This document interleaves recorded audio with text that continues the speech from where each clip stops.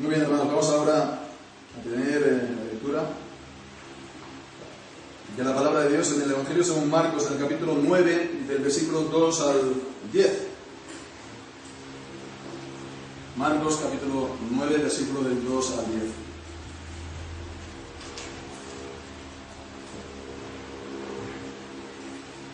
Dice así, pues, la palabra del Señor. Y 6 días después, Jesús tomó a Pedro y a Jacobo y a Juan y los llevó aparte solos a un monte alto y se transfiguró delante de ellos. Y sus vestidos se volvieron resplandecientes, muy blancos como la nieve, tanto que ningún lavador en la tierra los puede hacer tan blancos. Y se les apareció Elías con Moisés y estaban hablando con Jesús. Entonces, respondiendo Pedro, dijo Jesús: Maestro, bueno es que nos quedemos aquí y hagamos 3 cabañas, una para ti y otra para Moisés y otra para Elías. Pues no sabía lo que hablaba, porque estaban espantados. Y vino una nube que los cubrió con su sombra, y salió de la nube una voz que decía: Este es mi Hijo amado, a él oíd. Y de repente, cuando miraron alrededor, ya no vieron a nadie consigo, sino a Jesús solo. Y descendiendo ellos del monte, les mandó que a nadie dijeran lo que habían visto hasta que el Hijo del Hombre hubiera resucitado de los muertos. Y mantuvieron entre sí esta palabra, discutiendo qué sería aquello de resucitar de los muertos. Amén. Que el Señor bendiga su santa palabra.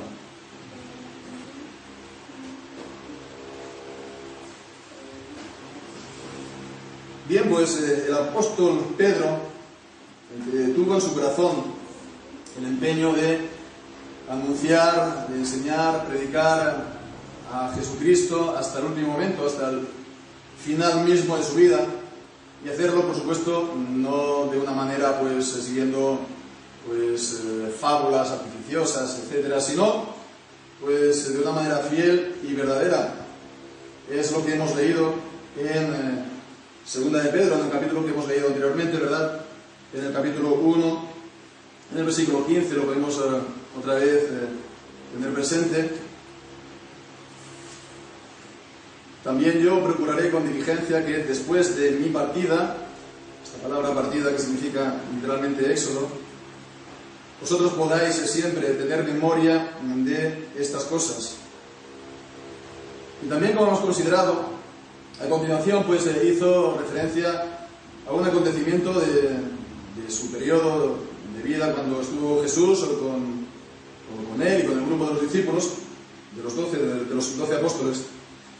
Y pues por lo que vemos aquí, le marcó completamente en su vida el estar con Jesús y el presenciar lo que presenció en aquel momento acerca de su persona. En el versículo 16 al 18 dice que porque no os hemos dado a conocer el poder y la venida de nuestro Señor Jesucristo siguiendo fábulas artificiosas, sino habiendo visto con nuestros propios ojos su majestad, porque Él recibió de Dios Padre honra y gloria, cuando aquella voz le fue enviada por la magnífica gloria: Este es mi Hijo amado, en quien yo tengo complacencia. Y nosotros oímos esta voz enviada del cielo cuando estábamos con Él en el monte santo. Entonces vemos que es el acontecimiento que hemos leído también en el capítulo 9, ¿no?, de Marcos, la transfiguración de Jesús. Y bueno, pues dice que eso ocurrió en el monte santo. ¿De qué monte se trata? Bueno, pues no es conocido y hay pues distintas opiniones, ¿no? Pero tradicionalmente la opinión que se dice es que fue en el monte Tabor. Otros dicen que fue en el monte Hermón. En todo caso, no es tampoco un detalle pues importante, porque la palabra de Dios tampoco nos lo dice. En todo caso, se le llama como el monte santo. El monte santo, ¿por qué? Pues porque fue santificado por lo que ocurrió allí. De la misma manera que el monte Sinaí También pues, fue el monte santificado por el descenso de la forma visible de Dios en el Antiguo Testamento y el don de la ley, ¿no? O también el monte de Sión fue santificado porque allí estuvo el templo, ¿no? En Jerusalén. Pues a este también se le llama el Monte Santo porque se revela la magnífica gloria de Dios en Jesucristo. Entonces, esto nos lleva a ver la importancia de este suceso. Entonces, bueno, no se percibe a lo mejor cuando leemos esto, no somos aquí pues deslumbrados, ¿no? por la luz de gloria de lo que leemos, ¿no? Estamos habituados a ello, a lo que leemos, lo conocemos desde hace mucho tiempo. Pero bueno, pues a veces bueno, la familiaridad nos impide ver, ¿no? Realmente la importancia de las cosas, ¿no? Cuanto más familiarizados estemos, pues bueno, a lo mejor menos importancia le damos a las cosas, ¿no? O también, pues hay que tener en cuenta que necesitamos siempre, para comprender la palabra de Dios, la ayuda y la bendición de Dios, la ayuda y la bendición, la iluminación del Espíritu Santo para poder captar, ¿no? Y comprender pues, bueno, las cosas gloriosas que nos dicen y en particular acerca de Jesucristo y acerca de su persona, porque es de lo que se centra en estos versículos. Es lo que vamos a intentar entonces considerar, ¿no? Esta tarde. Comenzando, pues, en primer lugar, por la transfiguración, ¿no? Como tal, que está dicha en los versículos 2 y 3. Dice que 6 días después, Jesús tomó a Pedro, a Jacobo y a Juan, como pues si fuera, sí, un grupo, no vamos a decir especial, pero acostumbraba a veces a tomarlos aparte. Y aquí también tenemos aquí que los tomó aparte y inmediatamente dice aparte solos a un monte alto, y digo inmediatamente dice se transfiguró delante de ellos. Se transfiguró, que significa que apareció con otra figura, con otra forma, con otra apariencia. En el original es un verbo que está relacionado con nuestra palabra metamorfosis, que ya lo conocemos, ¿no? Que también encontramos esta palabra para los creyentes, por ejemplo en Romanos capítulo 2, cuando dice que seamos transformados, ¿no? En nuestro entendimiento. En Romanos 12, capítulo 12, versículo 2, o también, ese es un texto conocido, o también en 2 de Corintios, en el capítulo 3 y versículo 18, 2 de Corintios 3, 18, este lo podemos leer, cuando dice que somos nosotros todos mirando a cara descubierta como en un espejo la gloria del Señor, somos transformados de gloria en gloria en su misma imagen como por el Espíritu del Señor. Bien, pues aquí fue el Señor Jesucristo que fue transformado, tuvo esta, podemos decir, metamorfosis delante de ello. ¿Y en qué consistió esta? Pues se nos dice a continuación en el versículo 3 acerca de sus vestidos. Dice, sus vestidos se volvieron resplandecientes, muy blancos como la nieve, tanto que ningún lavador en la tierra los puede hacer tan blancos. Esta última parte pues nos muestra que no era algo natural, nadie podía hacer unos vestidos tan blancos entre los hombres, blancos, resplandecientes, muy blancos como la nieve. Es decir, resplandecientes es la idea que emitía luz, ¿no?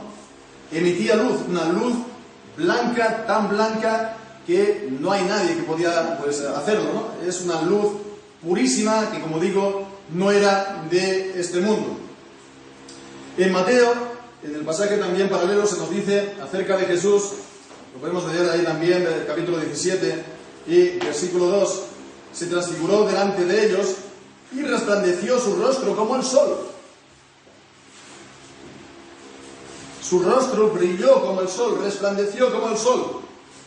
Y esto pues también nos recuerda la visión de Jesús ascendido y glorificado que leemos en Apocalipsis capítulo 1 en el versículo 14. Apocalipsis capítulo 1 y versículo 14.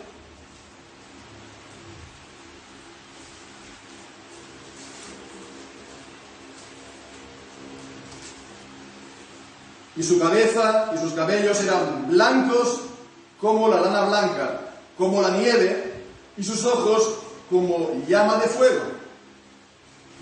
Así, por lo tanto, por eso era tan blanco y resplandeciente, porque él emitía la luz. Entonces, ¿qué nos dice esto acerca de Jesús?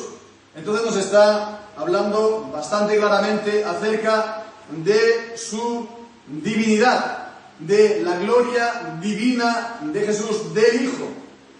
En Juan, en el Evangelio de Juan, en el capítulo 1, en el versículo 14, allí el apóstol Juan nos dice que vimos su gloria, gloria como del unigénito del Padre, lleno de gracia y de verdad, vimos su gloria.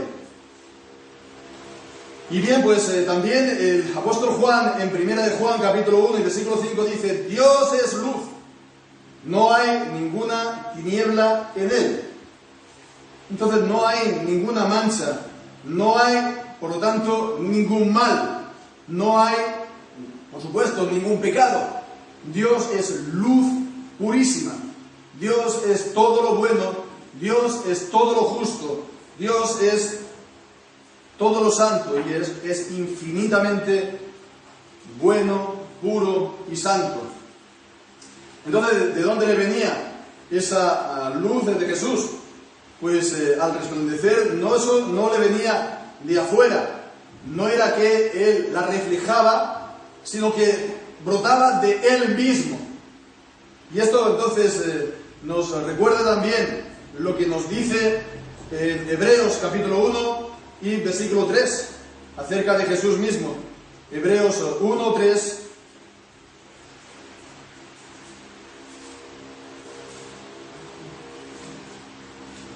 Dice: ¿quién? El Hijo, siendo el resplandor de su gloria y la imagen misma de su sustancia. Vemos, él era el resplandor de su gloria. Pero entonces en Cristo la gloria de Dios resplandece con luz propia, porque Él es Dios. No es algo que Él lo haya recibido de una manera derivada, ¿no? Nosotros pues podemos reflejar algo de Dios, ¿no? Pero Él lo refleja por sí mismo porque Él es Dios. Está pues esa frase, ¿no?, del credo que dice que Él es Dios de Dios, luz de luz, ¿no? Bien, pues entonces vemos, el Señor Jesucristo resplandeció de esa manera y entonces pues les hizo visible de esta manera la gloria de su divinidad, su gloria divina, como Dios. Por supuesto, los incrédulos no ven esta gloria de Jesús. Los incrédulos pues están ciegos ante esta gloria de Jesús. Para ellos, la persona de Jesús les está velada.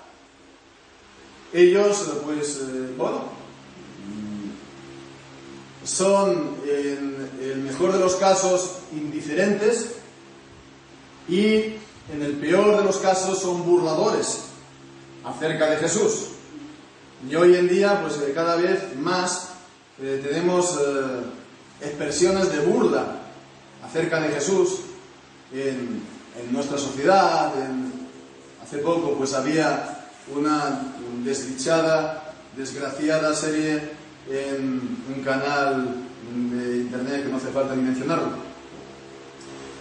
porque los incrédulos no ven la gloria divina de Jesús. Para ellos les está velada y no la pueden percibir a no ser que Dios venga Él mismo e irrumpa delante de ellos y les muestre de repente la gloria de Dios en Cristo Jesús, como lo hizo con el apóstol Pablo, que le rodeó un resplandor del cielo y pues fue tal el impacto que él recibió, que por un lado él se dirigió a Jesús como Señor y por otra parte él también pues perdió la vista momentáneamente hasta que el Señor pues se la volvió a dar. Bien, pues a nosotros los creyentes nos puede pasar también, y de hecho nos pasa que, bueno, como nos acostumbramos a las cosas que tenemos, con las que estamos habituados, ¿no? Pues dejemos de apreciar la maravilla de la gloria de Jesús, hermanos, de su ser, de su persona, de la pureza, de su santidad, de nuestro Señor Jesús, de quien nosotros pues le estamos orando al Padre, a quién estamos nosotros confiando, en quién estamos nosotros pensando cada día, y sin embargo pues perdemos de vista su gloria. Hemos pues de buscar, hermanos, su rostro y tener comunión con Él, y hemos de pedirle también como Moisés: Señor, muéstrame tu gloria, que pueda ver la gloria de tu unigénito Hijo. Y de esta manera pues Él, Jesucristo, pues por así decirlo, se da también a nosotros, ¿no? Podemos tener en parte, en cierto modo, una experiencia parecida al recordarnos, al ver, al tener esa impresión en nuestra alma de la absoluta e infinita pureza y gloria del Señor Jesús, de su persona divina. Bien, pues esto en cuanto a la transfiguración como tal, pero nos dicen más cosas este texto. Y bueno, pues también otra de las cosas que sabemos y llama la atención, pero también lo sabemos, es la presencia de Elías y Moisés. En el versículo 4 leemos: y les apareció Elías con Moisés, y estaban hablando con Jesús. Uno, pues, Moisés fue el gran legislador, el Señor dio por medio de él la ley a Israel, y el otro, pues, Elías, que fue uno de los profetas más destacados del Antiguo Testamento. El Señor pues hizo también una gran obra por medio de él en los tiempos de Acaz y de Jezabel. Y bien, pues él, primeramente el legislador Moisés, él pasó por la muerte como todos los hombres, y Elías, pues a excepción de Enoc, pues él fue el único que fue llevado vivo al cielo. No pasó por la muerte, sino que un carro de fuego lo tomó vivo para ser llevado al cielo. Entonces, bueno, de una manera o de otra, los dos ya habían pasado al estado de gloria y ya pues estaban disfrutando del estado de la vida eterna. Y vemos, ¿no? Ellos ya habían sido glorificados, ¿no? Nos dice la palabra: los espíritus de los justos hechos perfectos. Y sin embargo, aquí vemos que ellos, de alguna manera, pues la gloria de ellos como persona que ha sido ya glorificada palidece ante la gloria de Jesús. Digamos, la gloria de ellos no se nos dice una sola palabra, solamente acerca de Jesús. Y bien, se nos dice que ellos estaban hablando con Jesús. Estaban hablando con Jesús.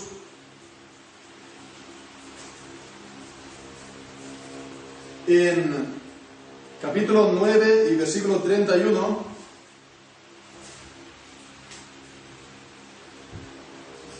leemos ahí: enseñaba pues a sus discípulos y les decía: el Hijo del Hombre será entregado en manos de hombres y lo matarán. Después de muerto él resucitará al tercer día.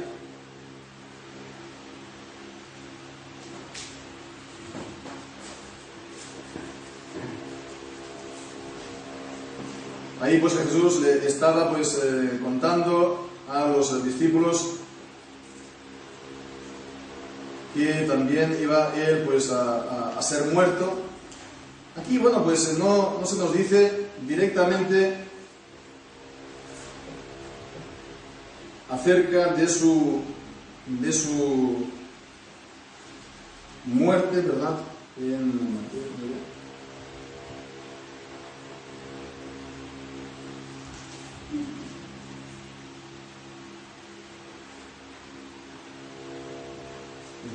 Un momentito, por favor, hermanos.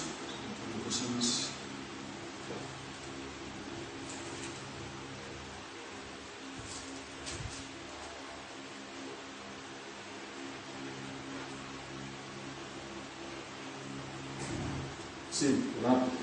Era 9:31, sí, pero el Evangelio de Lucas. Cuando dice que, he aquí que dos varones hablaban con él, los cuales eran Moisés y Elías, y aparecieron en gloria y hablaban de su partida. Otra vez hay una palabra que hemos visto también en 2 de Pedro capítulo 1, de su éxodo, de su partida, para hablar de su muerte. Entonces vemos Moisés y Elías estuvieron hablando con Jesús, seguramente pues para animarlo, fortalecerlo, como vemos en Lucas capítulo 22 y versículo 43, cuando vinieron los ángeles y también les estaban pues animando en la noche que fue entregado, ¿no?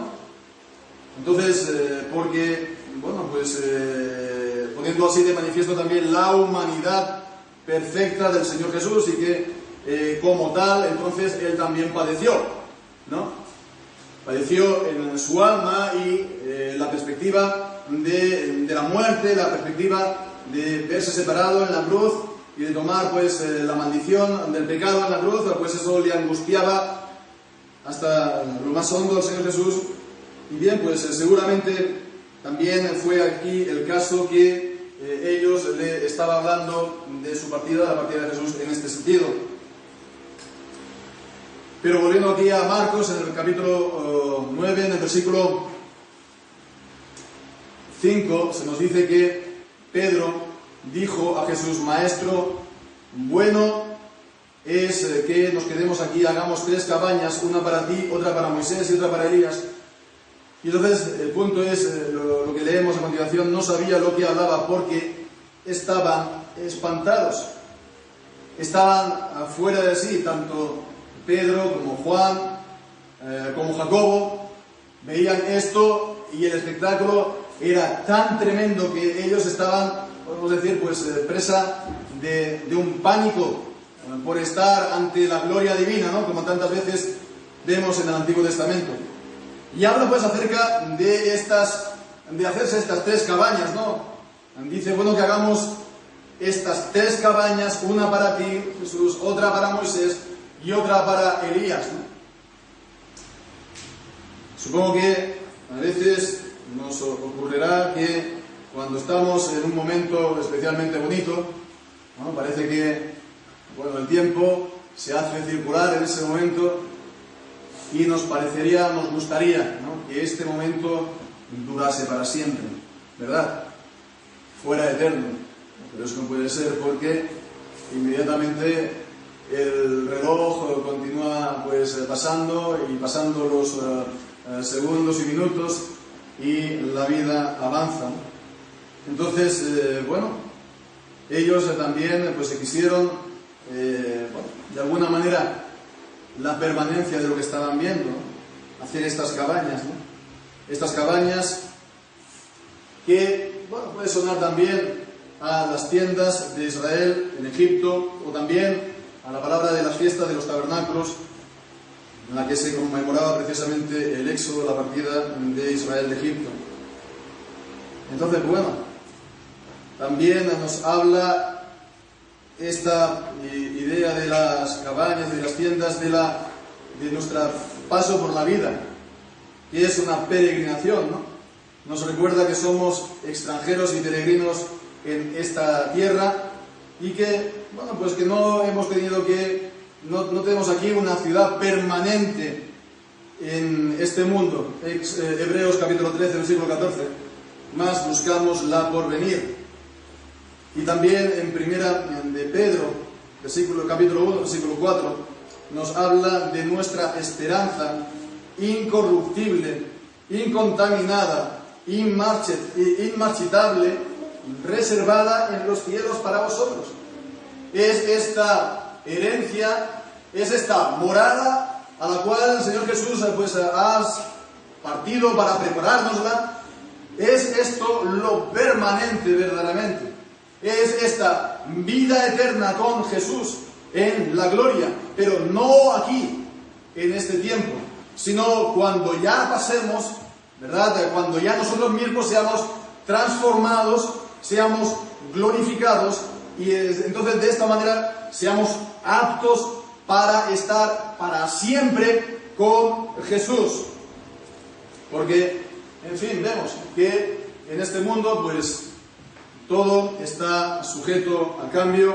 En este mundo, pues, como nos recuerda Eclesiastés, todo es vanidad, ¿no? Es un humo que se disipa. Y bien, pues a más, este mundo sin Jesús, ¿qué vale? El no tener la presencia de Dios, el no tener pues a Jesús como nuestro Salvador, como nuestro mediador para con el Padre, ¿de qué sirve entonces esta vida? ¿No? Bueno, sí, dirán, de todo lo que puedas conseguir en ella. Bien, pero consíguela, pero lo que vas a conseguir aquí se va a quedar. Y todo lo que te has esforzado y todo lo que te has maleado en la vida, ¿verdad?, para conseguirlo, sin Dios, aquí se va a quedar. Y no vas a conseguir, por lo tanto, nada permanente. Porque nos esforzamos ¿para qué? Para conseguir un estado permanente en el que podamos decir, bueno, alma mía, has conseguido todo lo que querías, ahora descansa, reposa, disfruta de la vida, ¿no? Pues si el Señor te lo da, gloria a Él, pero será solamente unos cuantos días, porque todo en este mundo está sujeto a vanidad por el pecado de los hombres. Y bueno, pues estamos en este mundo que está, acordémonos lo que nos dice en Romanos capítulo 8, ¿verdad? Está Él mismo clamando, ¿no? Esperando la redención, la creación misma, ¿no? No, evidentemente, de una manera literal, ¿no? Porque no son los elementos de la creación personas para hacerlo, pero esto nos habla de que la creación, la vida misma, pues está sujeta a esa vanidad. Bien, pues entonces, esto en cuanto a las palabras de Jesús, de Pedro, perdón, aunque todavía podemos decir algo más acerca de ellas, porque dice que, bueno, es bueno que hagamos 3 tiendas, ¿no? Una para ti, otra para Elías, otra para Moisés. Entonces, sería un error el ver aquí a Jesús al mismo nivel que Elías y Moisés. Y bueno, pues esto también precisamente lo que parece dar a entender, ¿no? Lo que aquí estamos leyendo. Como que Pedro, aún y con todo que veía la gloria de Jesús de esa manera y se había transfigurado, pues estaba poniendo, buscando, queriendo 3 cabañas por un igual a Jesús, a Elías y a Moisés. Entonces vemos que todavía con todo y con eso no le había sido revelada plenamente la gloria divina de Cristo, que es infinitamente superior que la de la de Elías o Moisés. Y bien, pues entonces es cuando dice esto, cuando Pedro dice esto, que se da la manifestación visible y audible de la voz de Dios, ¿no?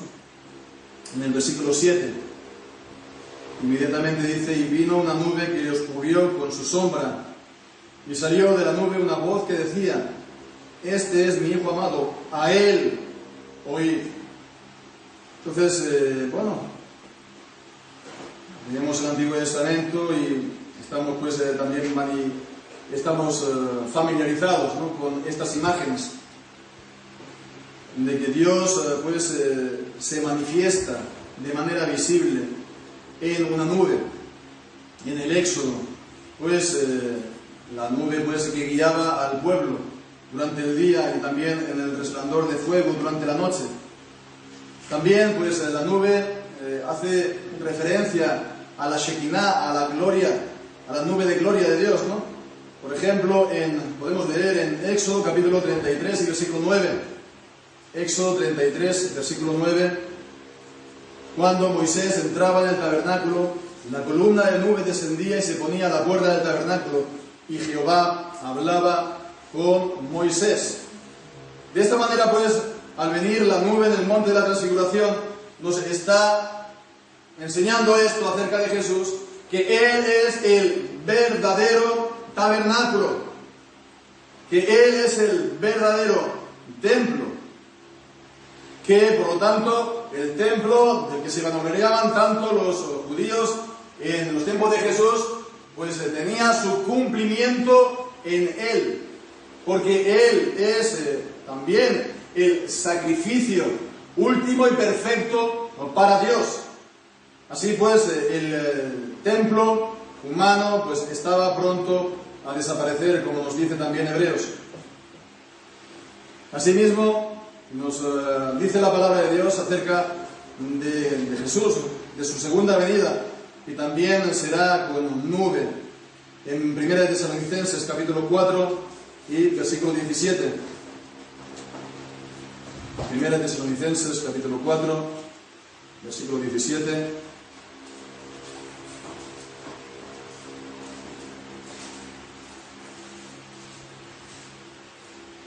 Y dice: luego nosotros, los que vivimos, los que hayamos quedado, seremos arrebatados juntamente con ellos en las nubes para recibir al Señor en el aire, y así estaremos siempre con el Señor.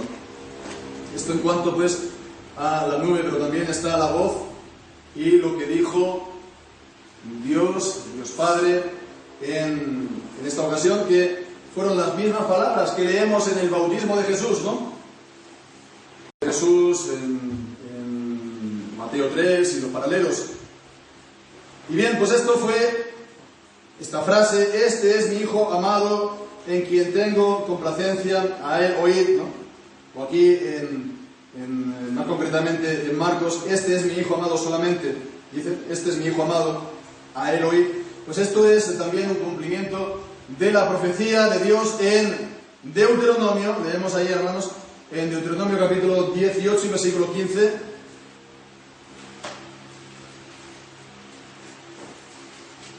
Cuando dice: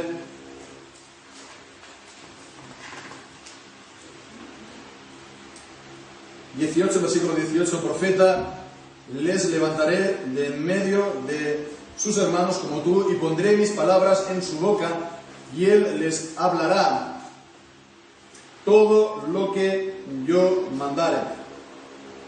Mas a cualquiera que no oyere mis palabras, que él hablare en mi nombre, yo le pediré cuenta. Y en el versículo 15, profeta, de en medio de ti y de tus hermanos como yo, te levantará Jehová tu Dios, a él oiréis. Entonces vemos, ¿no?, que ya en el Deuteronomio Moisés estaba dando la profecía de la venida del profeta con mayúsculas, al cual tenía que oír todo el pueblo. Y aquí el Padre está dando testimonio acerca de él, que él es el profeta prometido, y que se dijeron en Deuteronomio: a él oiréis. Aquí se dice: a él oír. Es el cumplimiento de lo que había dicho acerca de él. Entonces vemos que él es el profeta con mayúsculas. Él es entonces la revelación de Dios, A Dios nadie lo vio jamás, el unigénito Hijo de Dios, Él nos lo ha dado a conocer, nos dice Juan capítulo 1, Él es el profeta porque todos los profetas del Antiguo Testamento hablaron siendo inspirados por el Espíritu de Cristo, que hablaba en ellos, también nos dice 1 de Pedro capítulo 1. Entonces, Él es el profeta celestial porque Él también envía el Espíritu Santo para que podamos comprender las Escrituras. Y de esta manera Él nos enseña, y somos todos enseñados por Dios conforme a las promesas del pacto de la gracia. En ningún otro tenemos entonces la revelación de Dios. Toda la revelación de Dios, de una manera o de otra, es mediada por Cristo. Solamente Él es la revelación de Dios. Él es la palabra viva.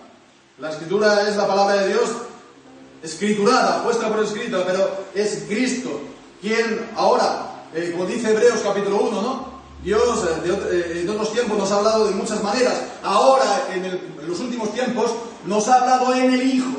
Él es, por lo tanto, el profeta con mayúscula.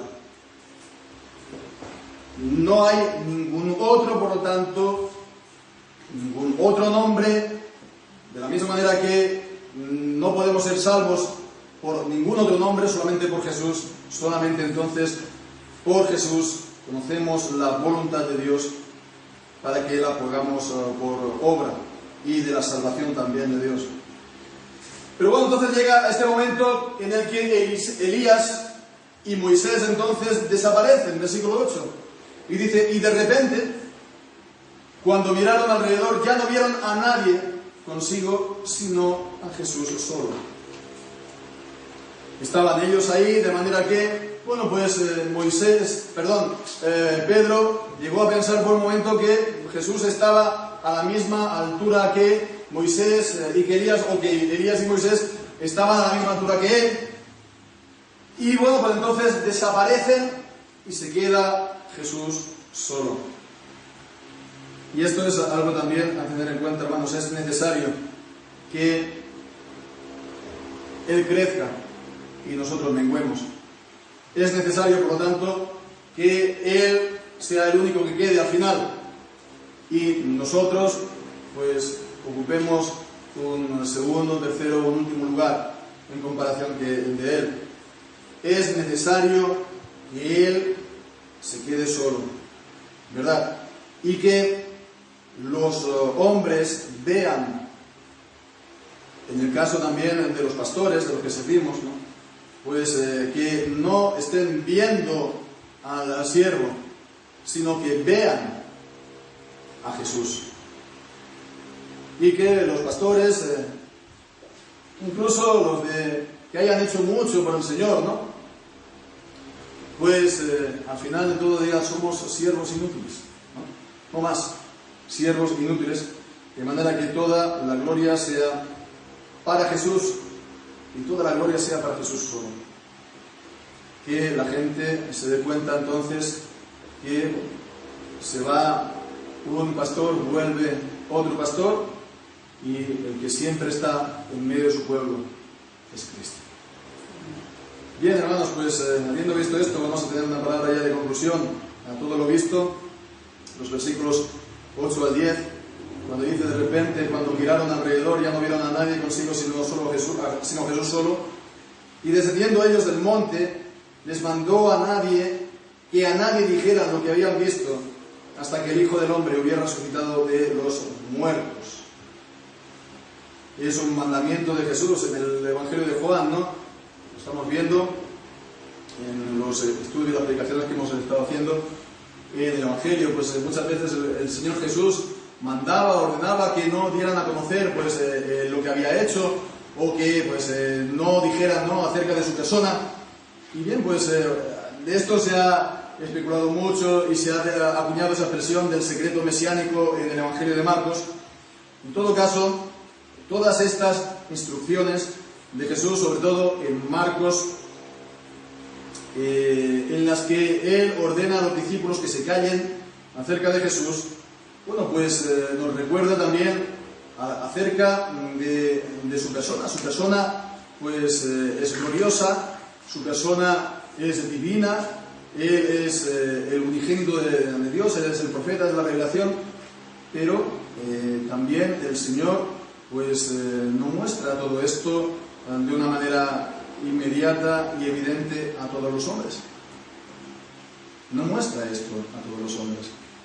La revelación de Dios no es a todos los hombres por igual.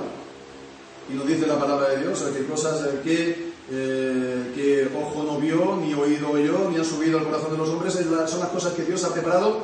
¿Para quién? Para sus escogidos, para los que le aman, ¿no?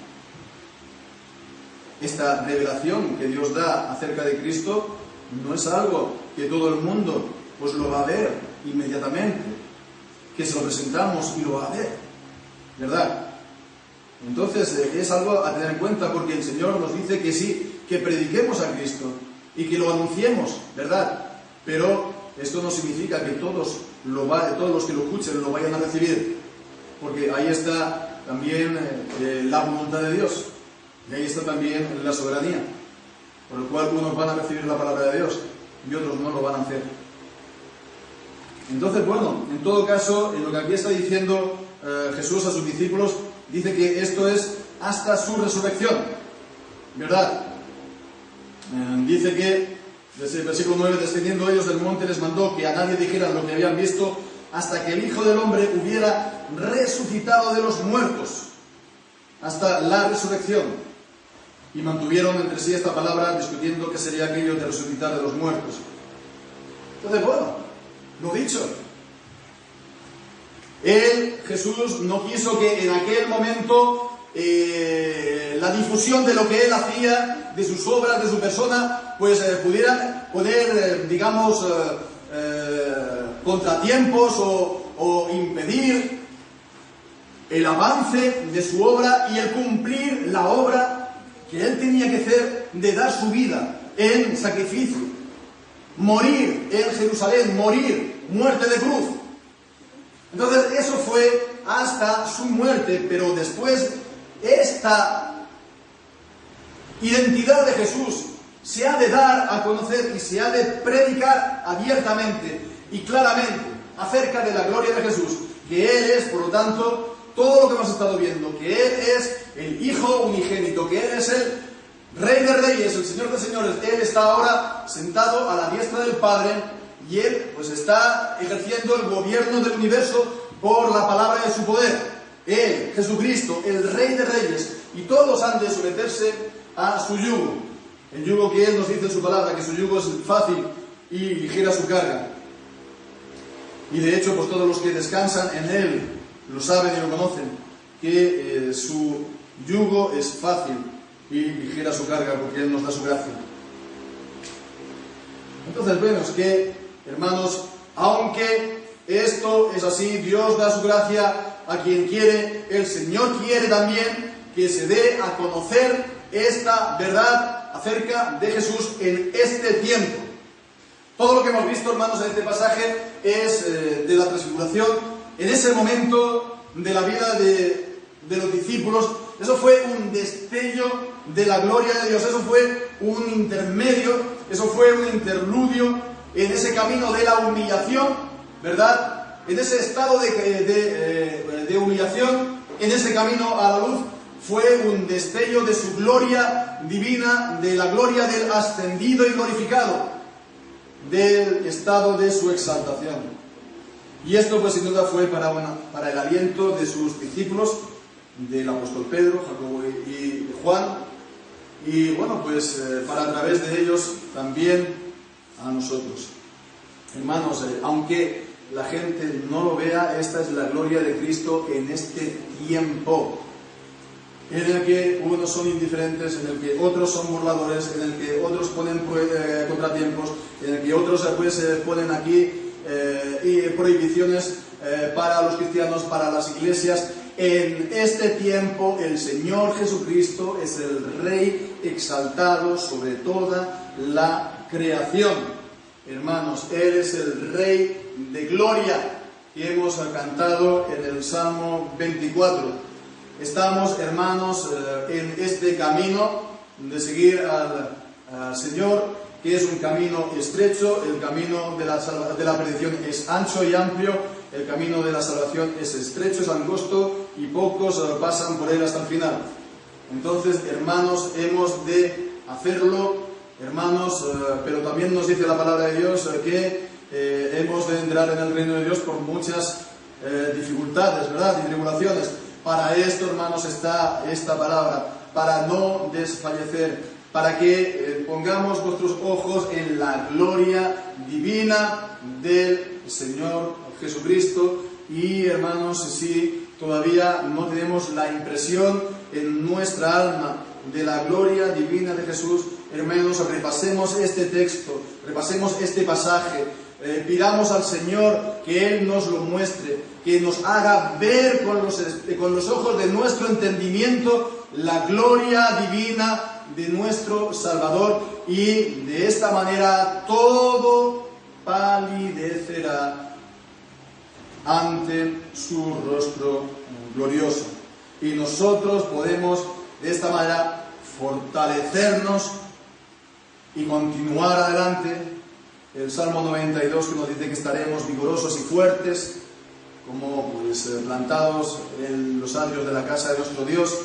No estaremos decaídos como tantas veces, y las rodillas puede ser que están tambaleando, sino que estaremos fortalecidos en nuestro Señor.